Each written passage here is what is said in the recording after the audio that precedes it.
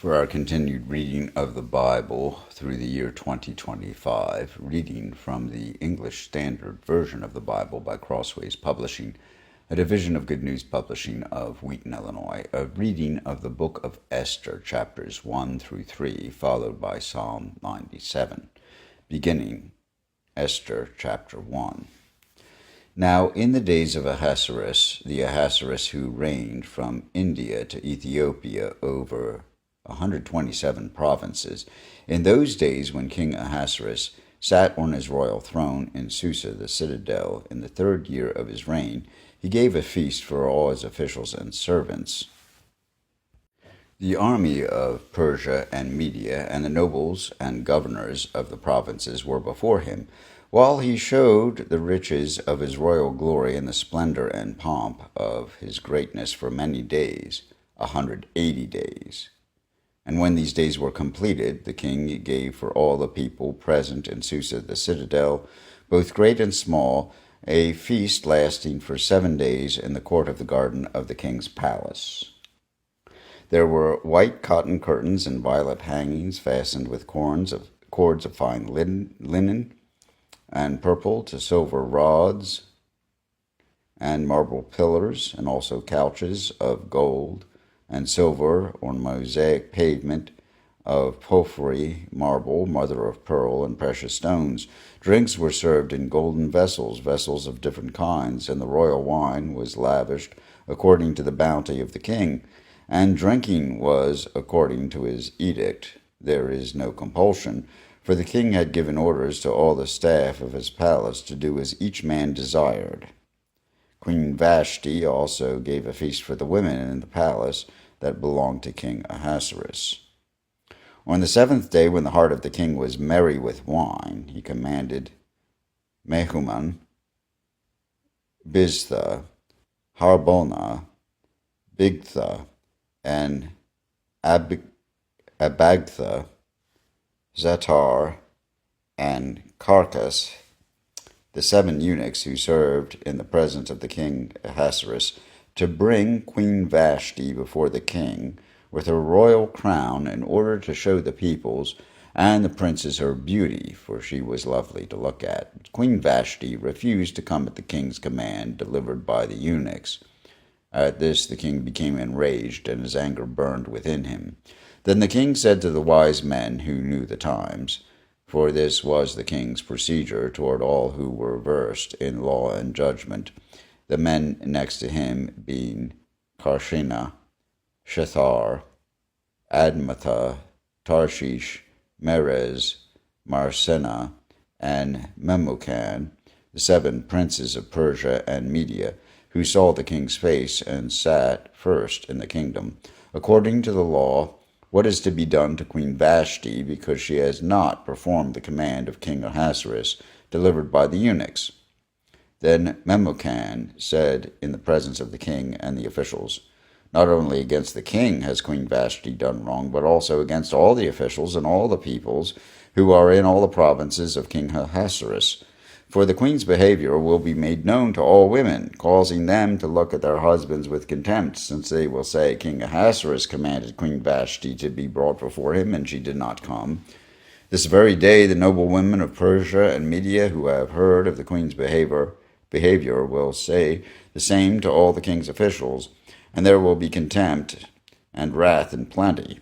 If it please the king, let a royal order go out from him, and let it be written among the laws of the Persians and the Medes, so that it may not be repealed, that Vashti is never again to come before King Ahasuerus, and let the king give her royal position to another who is better than she. So when the decree made by the king is proclaimed throughout all his kingdom, for it is vast, all women will give honor to their husbands, high and low alike. This advice pleased the king and the princes, and the king did as Memucan proposed. He sent letters to all the royal provinces, to every province in its own script, and to every people in its own language, that every man be master in his own household, and speak according to the language of his people. After these things, when the anger of King Ahasuerus had abated, he remembered Vashti and what she had done, and what had been decreed against her. Then the king's young men who attended him said, "Let beautiful young virgins be sought out for the king, and let the king appoint officers in all the provinces of his kingdom to gather all the beautiful young virgins to the harem in Susa the citadel, under the custody of Hegai, the king's eunuch, who is in charge of the women. Let their cosmetics be given them, and let the young woman who pleases the king be queen instead of Vashti." This pleased the king, and he did so. Now there was a Jew in Susa the citadel, whose name was Mordecai, the son of Yair, son of Shimei, son of Kish, a Benjaminite, who had been carried away from Jerusalem among the captives carried away with Jeconiah, king of Judah, whom Nebuchadnezzar, king of Babylon, had carried away. He was bringing up Hadassah, that is, Esther, the daughter of his uncle, for she had neither father nor mother. The young woman had a beautiful figure and was lovely to look at, and when her father and her mother died, Mordecai took her as his own daughter. So when the king's order and his edict were proclaimed, and when many young women were gathered in Susa the citadel in custody of Hegi, Esther also was taken into the king's palace and put in custody of Hegi, who had charge of the women. And the young woman pleased him and won his favor, and he quickly provided her with her cosmetics and her portion of food, and with 7 chosen young women from the king's palace, and advanced her and her young women to the best place in the harem. Esther had not made known her people or kindred, for Mordecai had commanded her not to make it known. And every day Mordecai walked in front of the court of the harem to learn how Esther was and what was happening to her. Now, when the turn came for each young woman to go into King Ahasuerus after being 12 months under the regulations for the women, since this was the regular period of their beautifying, 6 months with oil of myrrh and 6 months with spices and ointments for women. When the young woman went in to the king in this way, she was given whatever she desired to take with her from the harem to the king's palace. In the evening she would go in, and in the morning she would return to the second harem in custody of Shashgaz, the king's eunuch, who was in charge of the concubines. She would go in to the king again. She would not go in to the king again unless the king delighted in her, and she was summoned by name. When the turn came for Esther, the daughter of Abihail, the uncle of Mordecai, who had taken her as his own daughter to go in to the king, she asked for nothing except what Hagi, the king's eunuch, who had charge of the women, advised. Now Esther was winning favor in the eyes of all who saw her. And when Esther was taken to King Ahasuerus to his royal palace in the 10th month, which is the month of Tebeth, in the 7th year of his reign, the king loved Esther more than all the women, and she won grace and favor in his sight more than all the virgins, so that he set the royal crown on her head and made her queen instead of Vashti. Then the king gave a great feast for all his officials and servants. It was Esther's feast. He also granted a remission of taxes to the provinces and gave gifts with royal generosity. Now when the virgins were gathered together the second time, Mordecai was sitting at the king's gate. Esther had not made known her kindred or her people as Mordecai had commanded her, for Esther obeyed Mordecai, just as when she was brought up by him. In those days, as Mordecai was sitting at the king's gate, Bigthan and Teresh, 2 of the king's eunuchs, who guarded the threshold, became angry and sought to lay hands on King Ahasuerus. And this came to the knowledge of Mordecai, and he told it to Queen Esther, and Esther told the king in the name of Mordecai. When the affair was investigated and found to be so, the men were both hanged on the gallows, and it was recorded in the book of the Chronicles in the presence of the king. After these things, King Ahasuerus promoted Haman the Agagite, the son of Hammedatha, and advanced him and set his throne above all the officials who were with him, and all the king's servants who were at the king's gate bowed down and paid homage to Haman, for the king had so commanded concerning him. But Mordecai did not bow down or pay homage. Then the king's servants, who were at the king's gate, said to Mordecai, Why do you transgress the king's command? And when they spoke to him day after day, and he would not listen to them, they told Haman, in order to see whether Mordecai's words would stand, for he had told them that he was a Jew. And when Haman saw that Mordecai did not bow down or pay homage to him, Haman was filled with fury. But he disdained to lay hands on Mordecai alone.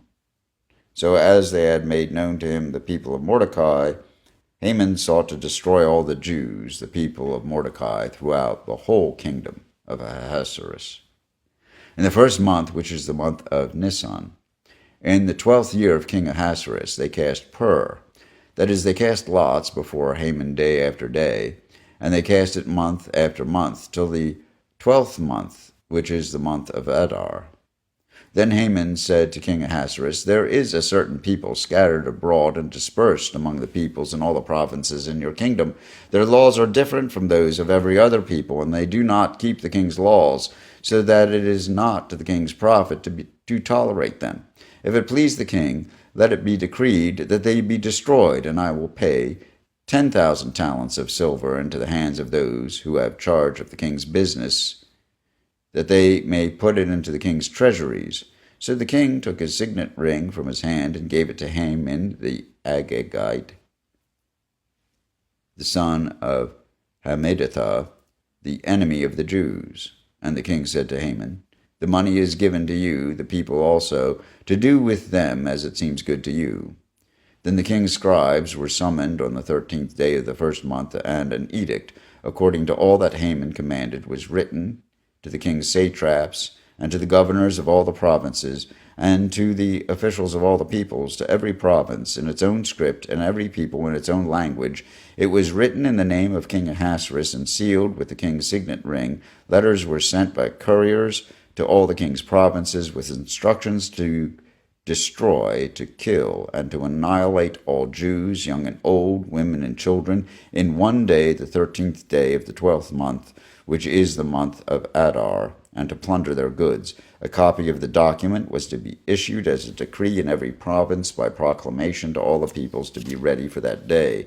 The couriers went out hurriedly by order of the king, and the decree was issued in Susa the citadel, and the king and Haman sat down to drink, but the city of Susa was thrown into confusion. Here ends the reading of the book of Esther, chapters 1 through 3. Psalm 97. The Lord reigns. Let the earth rejoice. Let the many coastlands be glad. Clouds and thick darkness are all around him. Righteousness and justice are the foundation of his throne. Fire goes before him and burns up his adversaries all around. His lightnings light up the world. The earth sees and trembles. The mountains melt like wax before the Lord of all the earth. The heavens proclaim his righteousness, and all the people see his glory. All worshippers of images are put to shame, who make their boasts in worthless idols. Worship him, all you gods.